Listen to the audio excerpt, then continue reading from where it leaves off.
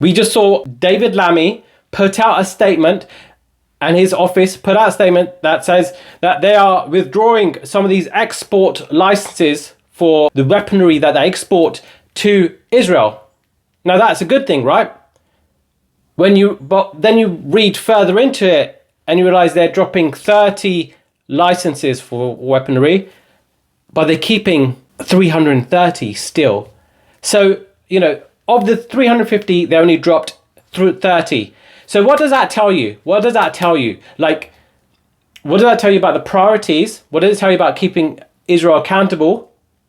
What does it tell you about the seriousness of the situation that is being ignored by Labour? They're almost like insulting the population, insulting us, pushing for a ceasefire. Now, like, why this is not even a half measure. This is a fraction of a half measure. This is a fraction of a fraction of a fraction of a measure.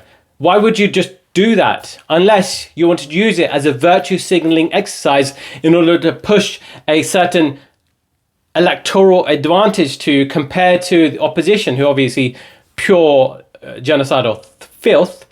At the same time, this doesn't make you help the situation in any meaningful capacity.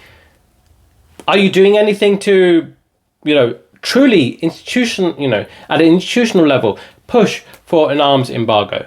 No. In fact, the messaging they're putting out is like, oh, for electoral, purposes, we're going to drop these licenses.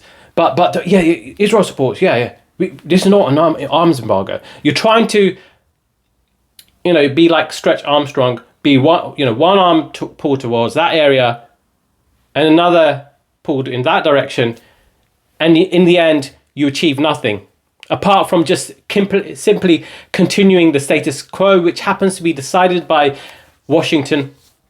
Washington is saying we should have no arms embargo, no dropping of licenses, and they decide what's what.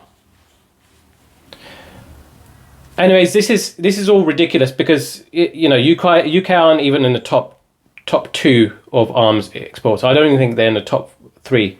US, Germany are the top arms exporters to Israel. Of course, for different geopolitical reasons, historical reasons. It seems to me that the moral core of what it means to be one of the allies against the Axis has been lost, and now they are completely contributing, facilitating, bolstering a genocide on a complete defenseless. The best that they can do right now is just shoot out some completely unsalvageable rockets. A lot of them are used, taken from actual rockets dropped on them. This often disintegrate anyway when they use it.